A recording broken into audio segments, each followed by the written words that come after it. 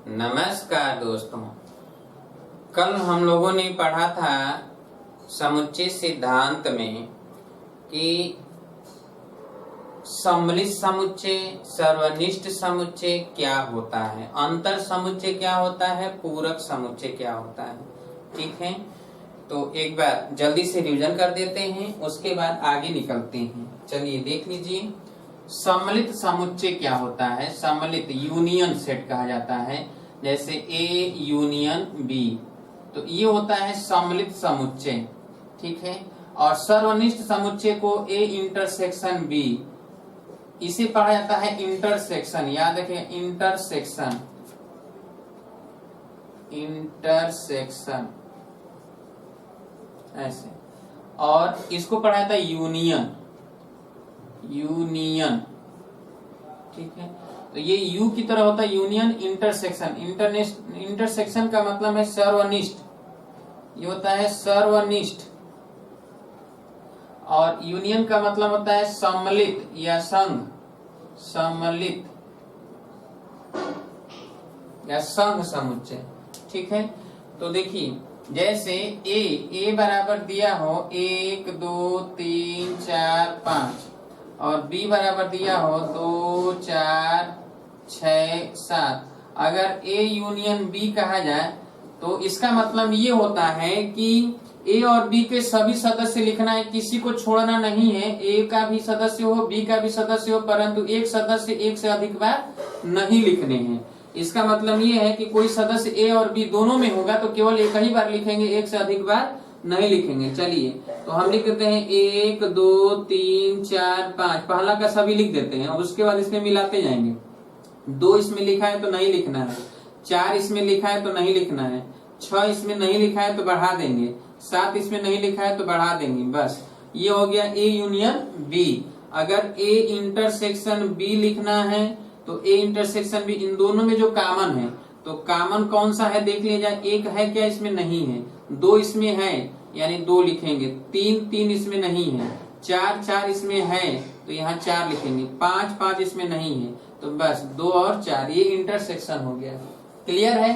अंतर समुच्चय ए minus B, अगर अंतर समुच्चय लिखना है तो हम ए माइनस बी में ए का वह सदस्य लिखेंगे। ध्यान से सुनिएगा, ए का वह सदस्य लिखेंगे जो बी में न हो, ए माइनस बी में। और जब ये बी माइनस ए होगा तो बी का वह सदस्य लिखेंगे जो ए में न हो। इसका मतलब ए माइनस बी में ए और बी का उभयनिष्ठ सदस्य को हटा देंगे, बाकी सभी को लिख देंगे। तो ए और बी में जो उभयनिष्ठ है तो 2 है और है 4, 2 4 को हटा दें ए में से तो 1 3 5 बच गया, तो 1 3 5। ठीक है, और बी माइनस ए में 2 और 4 हटा दें तो 6 और 7 बच गया, तो 6 और 7। क्लियर है। ये अंतर समुच्चय होता है, ये यूनियन होता है, ये इंटरसेक्शन होता है।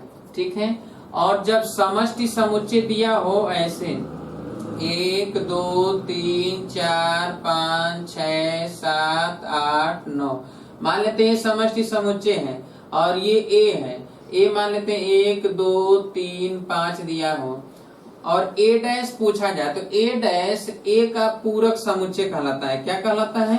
पूरक समुच्चय कहलाता है। और ए डैश क्या होता है तो यू माइनस ए होता है, अर्थात यू का वह सदस्य जो ए में न हो, यू का वह सदस्य जो ए में न हो तो ए का पूरक कहलाएगा।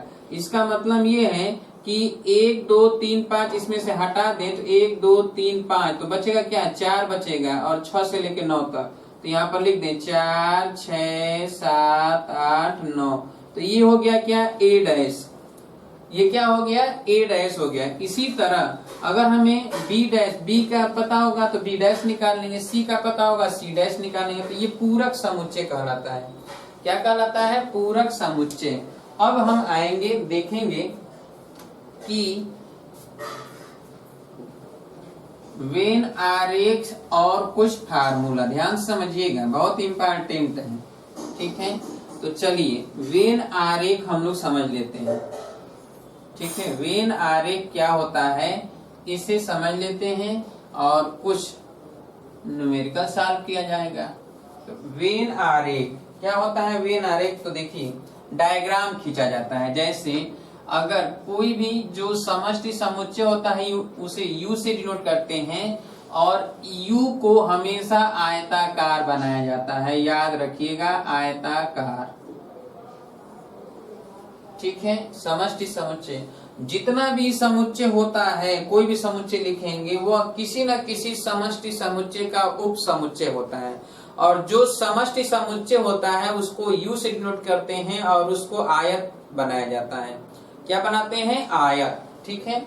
अब दूसरा ये है कि अगर हमें कोई भी समुच्चय बनाना हो तो याद रखिएगा एनीवे दुनिया का कोई भी समुच्चय होगा तो उसको वृत्त में बनाएंगे। जितने भी उप समुच्चय होते हैं सभी को किस में बनाएंगे? वृत्त में। अलग अलग वृत्त दर्शाइए, कोई बात नहीं। तो अब यहाँ पर अगर हम ये कहें कि यह जो है A है, तो A कोई भी समुच्चय हो तो उसको वृत्त से दर्शाएंगे। किससे? वृत्त से दर्शाया जाता है, और इसको आयताकार से। अब देखिए, जैसे सपोज दैट हमें A को दर्शाना है, तो A को दर्शाना है तो पहले तो हम ये समष्टि समुच्चय बना दें। ठीक है, और ये U हो गया, और इसमें अगर ये A है तो इसको अगर छायांकित कर दें हम, तो छायांकित भाग जो है A है, तो हम इसमें लिखेंगे क्या है? ये A। लेकिन अगर हम एक डैश पूरक समुच्चय अगर निकालें तो देखिए, अगर ये पूरक समुच्चय निकाला जाए, सॉरी पूरक समुच्चय, तो पूरक समुच्चय निकाला जाए तो यहाँ पर अगर ये U दर्शाता है तो यह जो है ये पूरक समुच्चय A डैश होगा। ये A है तो ये A डैश है, और ये U माइनस A होगा। क्या होगा? U minus A। अब देखिए, ये A है और ये A डैश है। अगर दो समुच्चय हो तो दो समुच्चय होगा, तब जरा समझिएगा कि यहाँ पर यदि A और B हो, A भी हो और B भी हो, ये A है और ये क्या है? B है, तो यदि A और B है तो इन दोनों को हम मिला दें, सम्मिलित कर दें, तो A union B, A union B जो होगा ये हो जाता है A यूनियन B। इसे हम कहेंगे A यूनियन B, याद रखिएगा। अब देखा जाए कि यहाँ पर यानी क्रम से पहला नंबर, दूसरा नंबर और ये तीसरा नंबर, ये U है। ठीक है, चौथा नंबर है कि यदि यह जो है ऐसे हो, A हो और ये B हो, ये A है और ये B है, लेकिन ये दोनों का जो ये उभयनिष्ठ है वो ये है, तो इसको कहेंगे इंटरसेक्शन। A इंटरसेक्शन B है। ये क्या है? A intersection B। ठीक है। पांचवा नंबर है कि यदि यहाँ पर हम देखेंगे कि ये A है और ये B है, ठीक है, और ये केवल इतना भाग अगर दर्शाया जाए, सिर्फ इतना भाग, ये A है और ये B है, तो ये हो जाएगा A माइनस B। ठीक है, ये U है, A माइनस B। और 6 नंबर में अगर ऐसे है, ये A है, ये B है और सिर्फ इधर का है, ये क्या कहेंगे? ये B है, ये A है, तो हम इसको लिखेंगे B माइनस A। ये क्या है? B minus A। ठीक है। अब 7वां नंबर में हम देखेंगे कि यदि ये है और ये है, ठीक है, और यहाँ पर ये छोड़ दिया जाए ऐसे, तो ये हो जाएगा, ये A है, ये B है, तो ये A यूनियन B का डैश, यानी U minus A union B। ठीक है। 8वां हो जाएगा ये, यदि ये A है, ये B है और ये U है, तो यहाँ पर ऐसे कर दिया जाए,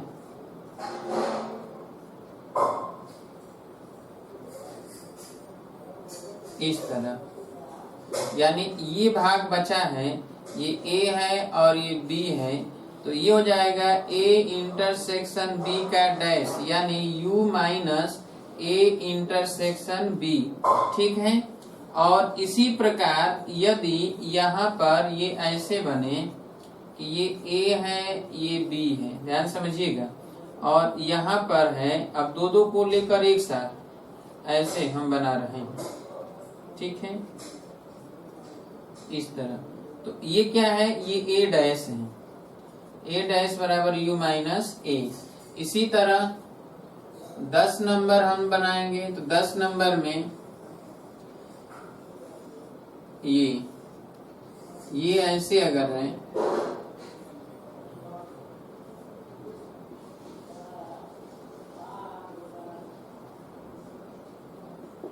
ये बी है और ये ए है, तो ये बी डैश है, जो u माइनस बी है। क्या है, u माइनस बी। अब देखिए, अगर 11 नंबर में ये है और ये है, और यहाँ पर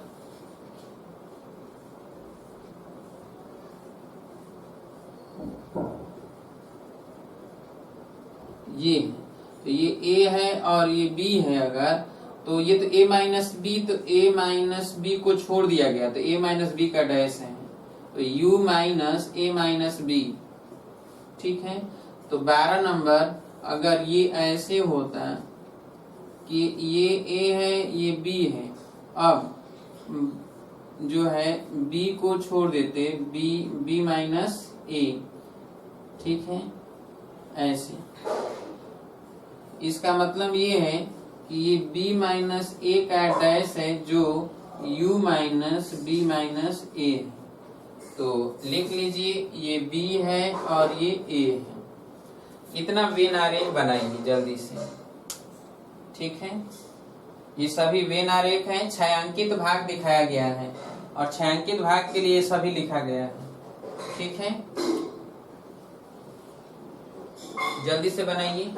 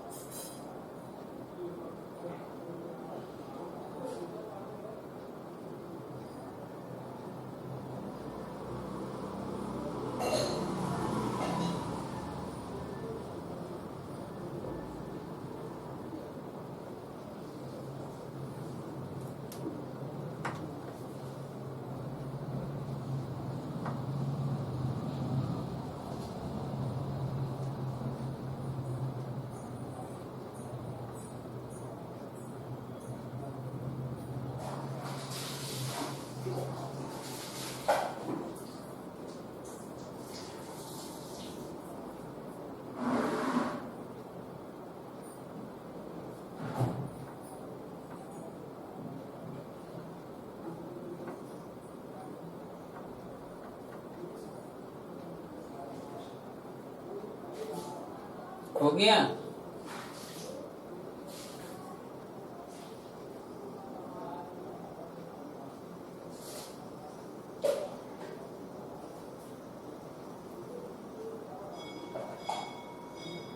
लिख लिए।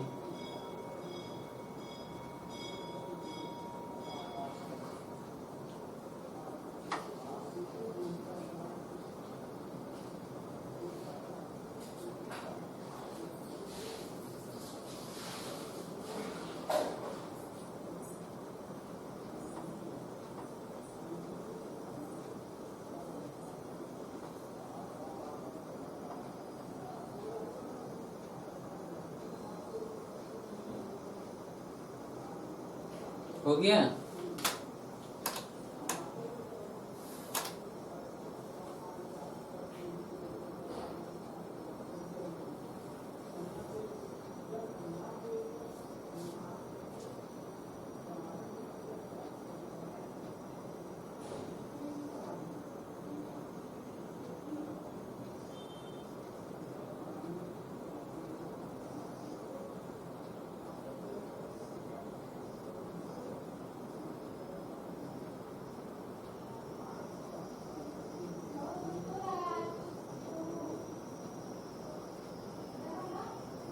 हो गया।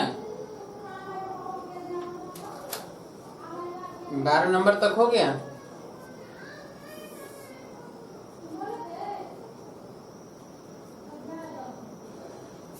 चलिए अब आप जरा ध्यान से समझिए। 13 नंबर अगर हम देखते हैं, 13 नंबर देख लेते हैं, यहाँ बना देते हैं 13 नंबर, लिख लीजिएगा। ठीक है, 13 नंबर, 13 नंबर में ये ऐसे ए है और ये बी है। ठीक है, ये ए है और ये बी है, और यहाँ पर केवल ये बना दिया जाए, सिर्फ ये।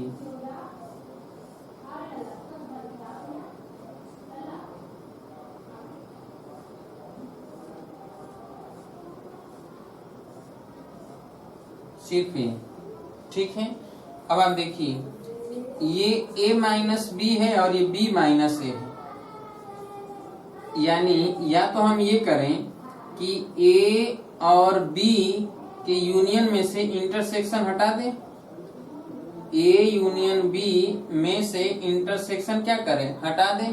तो हम ये लिखेंगे कि a यूनियन b और minus a intersection b, a union b minus a intersection b, लिख लीजिए इसे।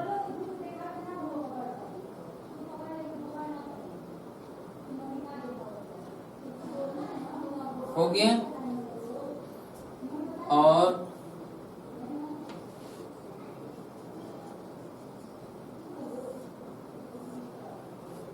14 नंबर यहां बना देते हैं।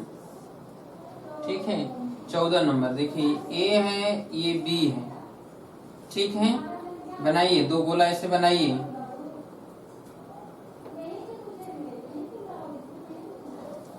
और इसमें आप ऐसे खींच दीजिए और इसके बीच में भी कर दीजिए ऐसे। बन गया, बनाइए जल्दी से। और इसको क्या लिखेंगे, तो A union B minus A intersection B का डैश, या इसी को लिखेंगे ए यूनियन बी का डैश और यूनियन ए इंटरसेक्शन बी। देखिए ये लिख सकते हैं। ठीक है, यानी A union B minus A intersection B का डैश बराबर लिख सकते हैं ए यूनियन बी का dash union A intersection B, लिख सकते हैं। अब चलिए जरा ध्यान से समझिए। ठीक है, इतना बना लिए, 14 बना लिए। चलिए अब यहाँ पर हम देखेंगे, ए को हटा देते हैं। चलिए अब आप देखिए, इसमें हम चित्र बता रहे हैं, उन चित्रों से देखिए। ठीक है, और जितना छायांकित भाग है उसी को लेकर देखना है, बाकी किसी को नहीं देखना है। ठीक है, तो चलिए देखिए ए डैश देखिए कहाँ दिया गया है, ए डैश और बी डैश। तो ए डैश चित्र नंबर 9 और चित्र नंबर 10 में बी डैश दिया गया है, ए डैश और बी डैश। ठीक है, जरा आप समझिए यहाँ पर। जैसे सपोज दैट मान लिया जाए कि यह एरिया है ए का, ठीक है, और ये एरिया है बी का। अगर दोनों का क्षेत्रफल हमें जोड़ना है तो हम लिखेंगे ए यूनियन बी। दोनों का क्षेत्रफल जोड़ना है तो क्या लिखेंगे, ए यूनियन बी। और अगर ये ऐसे है और ये ऐसे है और ये केवल क्षेत्रफल हमें दर्शाना है, यानी दोनों में जो कॉमन है, तो जो दोनों में कॉमन है उसको हम लिखेंगे ए इंटरसेक्शन बी। दोनों में जो कॉमन होगा उसको हम लिखेंगे ए इंटरसेक्शन बी, ठीक है। अब जरा ध्यान से समझिए, अगर ये ऐसे चित्र बना है, जरा यहाँ देखिए, ये चित्र है यहाँ पर कि ये ए है, ध्यान से देखिए, चित्र है कि ये ए है, ये ए है, और इस ए में ध्यान से देखा जाए ए है और यहाँ पर क्या है, ये बी है। तो अगर ये भाग, केवल इतना भाग इसमें कर दिया गया, और एक चित्र ये, ध्यान से समझिए, एक चित्र ये है और इसमें क्या किया गया कि ये भी पेंट कर दिया गया, ठीक है, ये भी पेंट कर दिया गया और इसके बीच का भी पेंट कर दिए। अब आपको बताना ये है कि इसके और इसके में कौन सा क्षेत्रफल दोनों में कॉमन है। छायांकित भाग में कौन सा क्षेत्रफल दोनों में कॉमन है, तो जो दोनों में कॉमन है वो क्षेत्रफल है केवल इन दोनों वृत्त के बाहर का। दोनों वृत्त के बाहर इसमें भी है, दोनों वृत्त के बाहर इसमें भी, यही तो कॉमन है ना, और तो कॉमन है नहीं। और कॉमन को इंटरसेक्शन बोलेंगे, कॉमन को क्या बोलेंगे, इंटरसेक्शन। इसका मतलब ये है कि अगर इसको और इसको हमको दिखाना है केवल, तो इसका और इसका इंटरसेक्शन दिखा देंगे। अगर मान लेते हैं या इसको सी से डिनोट करें और इसको डी से, तो हम लिखेंगे डी इंटरसेक्शन सी, और डी इंटरसेक्शन सी में केवल इस दोनों वृत्तों को छोड़ देंगे, बाकी केवल ये लेंगे। क्लियर है? तो चलिए अब आप जो है जरा ध्यान से समझिए और देखिए प्रश्न नंबर 9 और प्रश्न नंबर 10, सॉरी चित्र नंबर 9 और चित्र नंबर 10, ठीक है। यहाँ पर ए डैश है और यहाँ पर बी डैश है। चित्र 9 और 10 से, चित्र नंबर 9 व 10 से ध्यान से समझिए, चित्र नंबर 9 और 10 से देख रहे हैं आप सभी लोग, 9 और 10। चलिए तो अब देखिए ए डैश यूनियन बी डैश, ए डैश यूनियन बी डैश, ठीक है।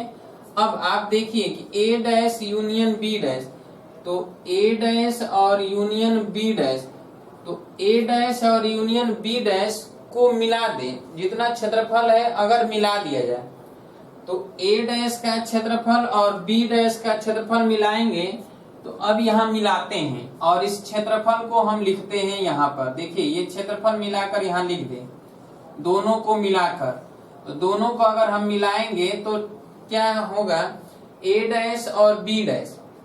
तो चलिए ए डैश को अगर लिखते हैं तो ए डैश का मतलब ये है कि ए डैश है तो बी को छोड़ दें, ऐसे देखिए ये ए डैश है, और बी डैश को मिलाएंगे, ये ए डैश और बी डैश को अगर मिलाएंगे तो ये ए वाला भी इतना जुड़ जाएगा, ये होगा ए डैश यूनियन बी डैश। यानी इसको और इसको जब मिलाएंगे तो कितना भाग छायांकित हो जाएगा। दोनों में जो कॉमन था बाहर वाला था, एक में बी का गोला था और एक में ए का गोला है, और जो दोनों में कॉमन है वो दोनों में से किसी में नहीं है, न तो इसी में है और न तो इसी में है, तो यही केवल छूटेगा, बाकी सभी को पेंट कर देंगे। और इसको हम किससे डिनोट किए हैं, तो आप देखो जरा कि इस चीज को कहाँ बनाया गया है। तो यहाँ पर आप देख रहे हैं कि इस चीज को, तो ऐसा चित्र आपको कहीं दिखाई दे रहा है इस पूरे चित्र में, तो देखो आपको ये दिखाई दे रहा है 8 नंबर दिखाई दे रहा है, सेम चित्र है, यही ये बना हुआ है।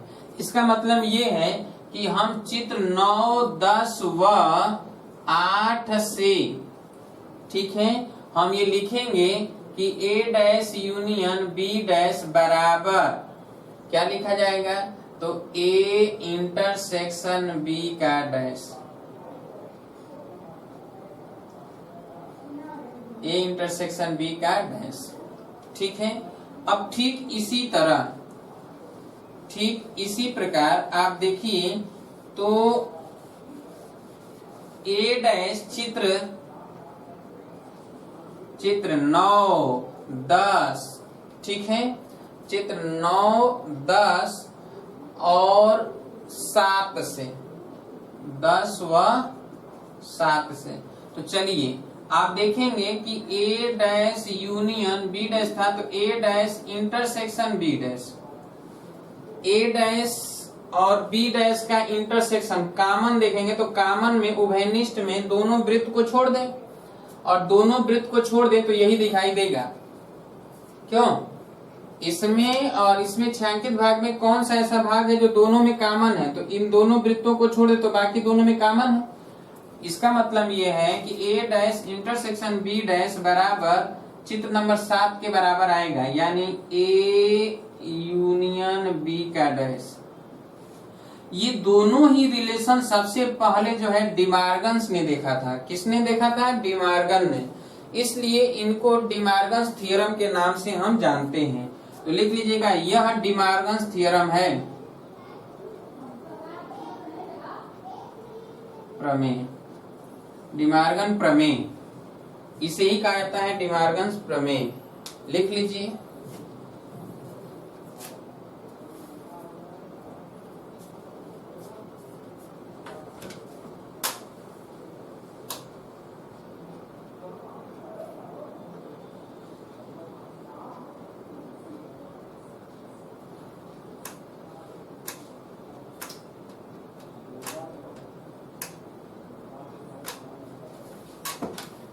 हो गया? लिख लीजिए।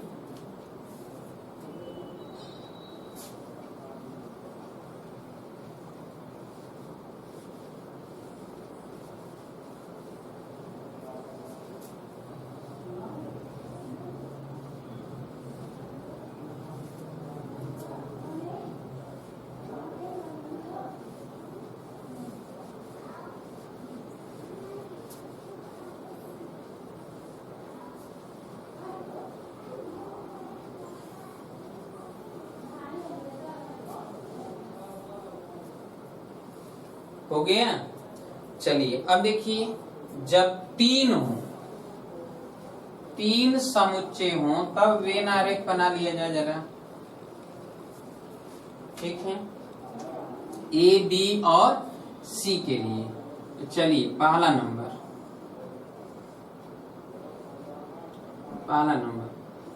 ए बी सी, और इसके लिख दीजिए ए बी सी, और ऐसे करिए।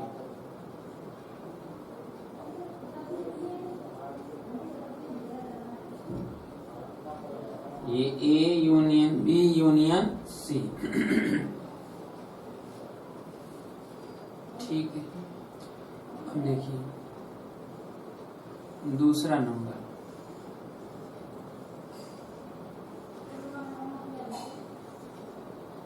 केवल ये करिए, ये ए है, ये बी है, ये सी है, तो ये A intersection B intersection C है।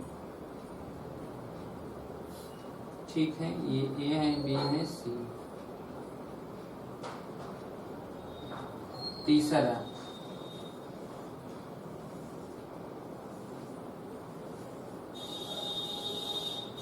ये दर्शा दीजिए, तो ये ए है। चौथा,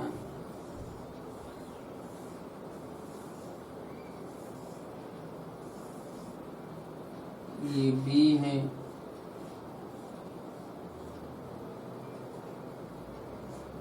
तो ये बी है। पांचवा,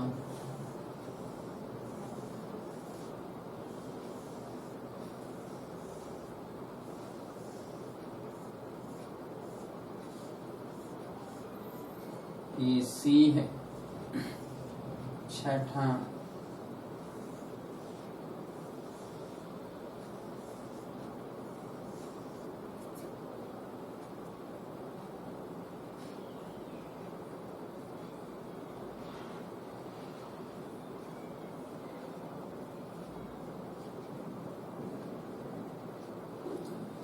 ए यूनियन बी यूनियन सी का dash U minus A union B union सी।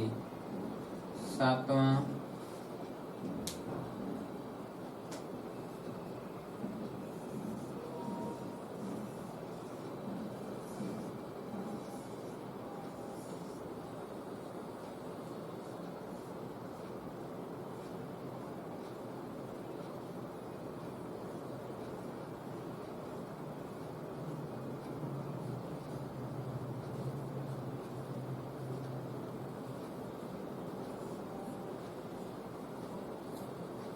ये भाग, ये देखते हैं ये भाग जो है जो तीनों में उभयनिष्ठ है वो नहीं टेंट है।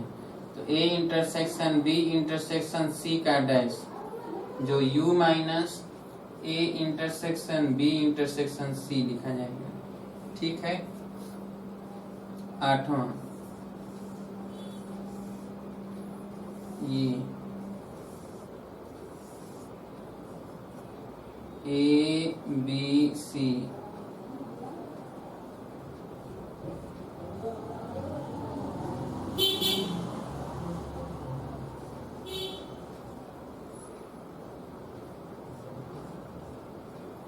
ये ए डैश है U minus A 9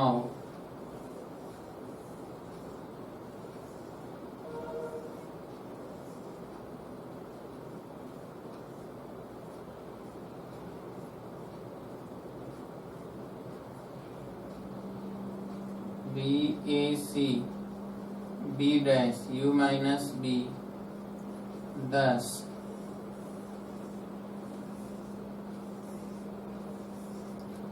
A B C C को छोड़ दीजिए C dash U minus C 11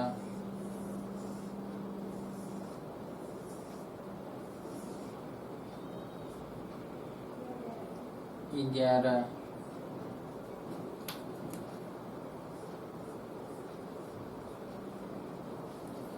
केवल इसे ये ए ये बी ये सी इसका मतलब ए माइनस बी माइनस सी।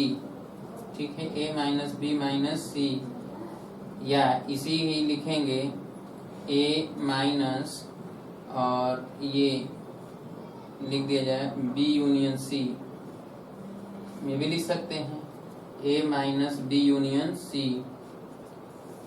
इसी तरह और भी लिखा जा सकता है। इसी तरह इसे हम लिख सकते हैं इधर केवल बी है ए बी सी तो B minus A minus C या B minus A union C. 13 number में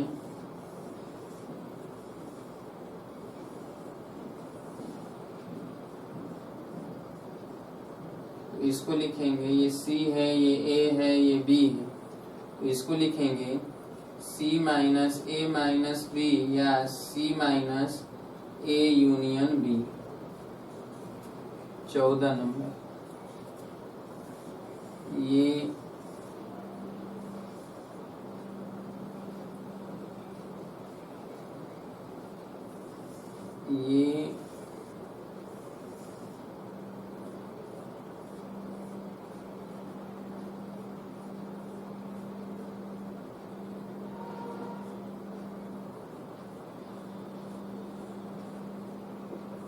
ए बी सी तो यानी इसका मतलब इसे इसे और इसे तीनों को मिला दिया जाए तो हम ये लिखेंगे A minus B union C और union B minus A union C और union C minus A union B.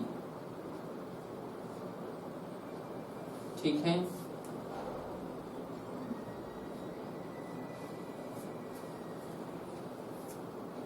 पंद्रह नंबर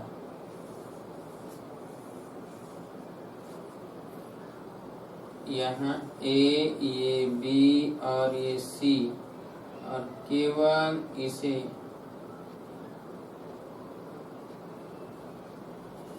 ठीक है, और इसको लिखेंगे A intersection B union B intersection C union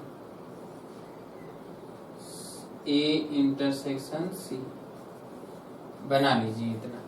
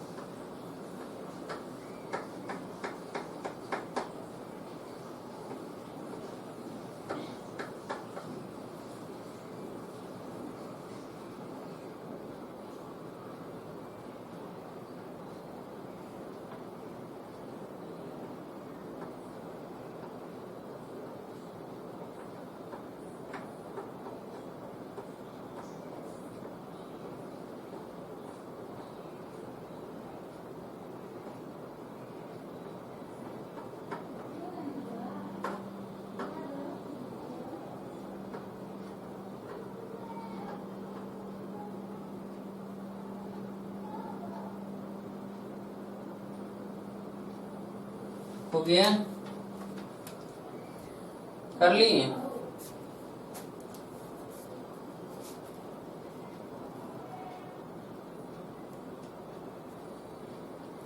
तो आज हम लोगों ने पढ़ा वेन आरेख। उम्मीद है कि वेन आरेख आपको समझ में आ गया होगा कैसे हम डायग्राम खींच रहे हैं। ठीक है, छायांकित भाग को हम लिखेंगे, या जिस भी भाग को आप लिखना चाहते हैं क्षेत्रफल में उसे आपको लिखना पड़ेगा। इसमें आपको ऊपर लिखना होगा कि जितना भी हम लिख रहे हैं सभी छायांकित भागों के लिए लिख रहे हैं, खाली भागों के लिए नहीं लिख रहे हैं। क्लियर है? अब आगे हम बताएंगे इम्पॉर्टेंट प्रश्न किस स्तर का होता है, फार्मूला कैसे बनाते हैं, ए यूनियन बी अथवा ए इंटरसेक्शन बी, या केवल ए केवल बी, या A union B union C के लिए केवल ए केवल बी केवल सी के लिए। जैसे मान लेते हैं, कहा जाए कि क्रिकेट खेलने वाले 20 हैं, हॉकी खेलने वाले 30 है, दोनों खेल खेलने वाले जो है 10 हैं, तो कुल कितने खिलाड़ी हैं, टोटल कितने खिलाड़ी हैं, या केवल हॉकी कितने खेलते हैं, केवल क्रिकेट कितने खेलते हैं। तो ऐसे प्रश्न पूछे जाते हैं। और अगर क्लास में कुछ बच्चे हैं और उसके लिए कहा जाता हो तो ये भी पूछा जा सकता है कि कितने ऐसे विद्यार्थी हैं जो कोई भी खेल खेलता ही ना। तो ऐसे तमाम प्रश्न पूछे जाते हैं। कैसे हम सॉल्व करेंगे, वेरी वेरी मोस्ट इम्पोर्टेंट। खासतौर से कंपटीशन के एग्जाम में ऐसे ही प्रश्न पूछे जाते हैं और आप में भी पूछा जाएगा। तो कैसे हम सॉल्व करेंगे, तो पहले हम फार्मूला क्रिएट करेंगे कल, और उसके बाद सॉल्यूशन करेंगे, और फिर जब हम इस तरह के न्यूमेरिकलों को सॉल्व कर लेंगे तो उसके बाद आपके चैप्टर का एक एक प्रश्न का सॉल्यूशन करेंगे। ठीक है, और उसके बाद तब नेक्स्ट चैप्टर हम लोग पढ़ा जाएगा फलन और संबंध। क्लियर है? तो जितने भी दोस्त तैयार हैं उन सभी को बताइए कि जल्दी से जल्दी ज्वाइनिंग कर लें, छूट जाएगा तो पीछे हो जाएंगे, कम समय में ज्यादा पढ़ना होगा, जल्दी जल्दी में ठीक से पढ़ नहीं पाएंगे। जब समय प्राप्त होता है, पर्याप्त होता है, तब आदमी आराम से पढ़ता है, अच्छी तरह से समझ लेता है, और जब समय कम होता है, तेजी से पढ़ता है तो समझ नहीं पाता। इसलिए आप सभी से आप अपनी सभी दोस्तों को जरूर बताएं कि नहीं, क्लास चल रहा है, कंटिन्यू चल रहा है, ज्वाइनिंग कर लीजिए, जितना जल्दी हो सके उतना जल्दी। फिजिक्स की क्लास बहुत जल्दी स्टार्ट करने वाले हैं, बहुत ही जल्दी फिजिक्स की क्लास स्टार्ट करेंगे। जैसे ही आप लोग ज्वाइनिंग कर लेंगे, लगेगा कि नहीं आप लोगों को कंटिन्यू क्लास करनी है, तो तुरंत हम फिजिक्स की क्लास स्टार्ट कर देंगे। ठीक है, तो कल मुलाकात होगी, तब तक के लिए नमस्कार दोस्तों।